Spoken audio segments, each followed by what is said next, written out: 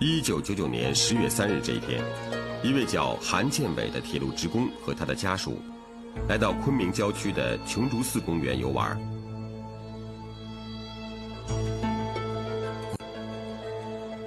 中午12点左右，韩建伟拿出他心爱的摄像机，从山顶往昆明市区瞭望。突然，他发现在灰蒙蒙的市区上空出现了一个发光体，他立刻叫家人前来观看。大家起初认为是飞机，但飞机如何能悬停在那儿不移动呢？那会不会是建筑物的反光呢？韩建伟推上摄像机镜头，在浓雾弥漫的空气中，怎么会有如此强烈的反光？将录像资料放慢，我们可以看出，这个物体是悬浮在半空中，很像一个正在发光的灯笼，而上下却附着2块黑色的物体。就在他们为这个神奇的物体惊叹不已时，更加奇特的一幕出现了。我们将刚才那一幕的录像速度放慢10倍，发光体在一瞬间分裂成9个小的物体，组成一个规则的菱形。而就在该物体发生变形后不久，它渐渐地在雾气中消失了。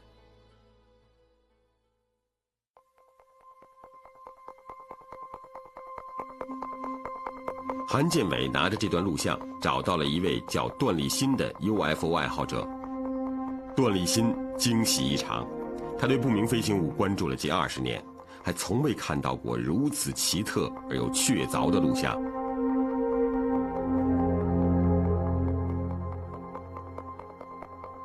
段立新立即召集专家进行座谈，大家看完录像之后，有2点令他们百思不得其解。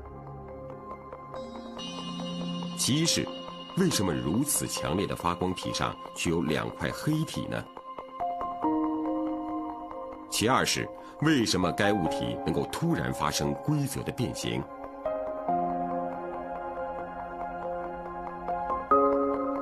虽然不能做出肯定的解释，2位物理学家从排除法的角度谈了谈自己的观点。我们认为目前不能完全排除的可能性有2种，一种是一种罕见的电磁现象，如果这样一种电磁现象和大气污染有关呢，作为一种不明白的自然现象，对它的研究也是非常有意义的。第二种是作为一种散不清楚的飞行物。那么根据他这次的这个摄下来的图像看来了，我觉得可以排除几种可能。第一呢，它不是人为加工制造的形象，这个图像本身是真的，是客观存在的。第二呢，这个图像呢也不是什么天然的自然的发光体的发光，或者是人工的发光体的发出来的光线。旧的疑案还没有破解。2001年2月下旬，同样是在云南，位于丽江地区的泸沽湖畔，又向世人抛出了一个新的谜团。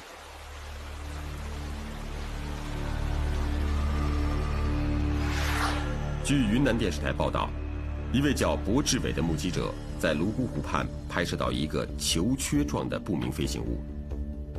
该物体悬浮在低空中，每天晚上6点左右出现，半夜消失。它连续出现了6天，出现的时候，附近的通讯设备均受干扰。在消失之前，球体还会发生不同程度的裂变。对这个物体，至今没有得到任何明确的解释。把破解的不明飞行物确实是一种飞行器，那么显然具备一些优良的特性，比如说能克服重力在空中悬浮，能随时出现随时消失，能自由变换形体，高速飞行，直角转弯等。而这些特性，即使是人类最先进的战斗机也望尘莫及。因此人们自然想到模仿传说中的飞碟来制造飞行器。据说美国空军就有一项所谓的 UFO 计划，军方在飞行器的外形设计上几乎可以以假乱真，但它的运动特性却使人大伤脑筋。原来这些设计出来的飞行器都存在速度与平衡无法同时实现的问题。这些外形酷似外星飞船的飞行器虽然实现了垂直飞行，但是速度却比普通的直升机还慢，更别说星际旅行了。而多数设计出来的飞行器连平衡问题都无法解决，所有的模拟飞船设计都以失败告终。如果真的有外星飞船光临地球，那么就存在另外一个根本性的问题：能源。人类在宇宙中还没有找到有生命存在的星球，如果这些不明飞行物是由外星人制造的，那么它们和地球的距离一定是一个天文数字。而当它们飞越茫茫星际的时候，飞行器的能量又是从何而来的呢？如果飞行器在宇宙中航行时能够随时随地从真空中索取能量，自然就能够实现星际旅行。不明飞行物带给我们的启示，促使我们不断思考和进行新的创造。而人类科技发展的历史，不正是由这些思考和创新推动的吗？也许从来没有什么外星飞船降临过地球，可有一天，人类却能驾驶着自己的宇宙飞船，到茫茫太空中去寻找它们。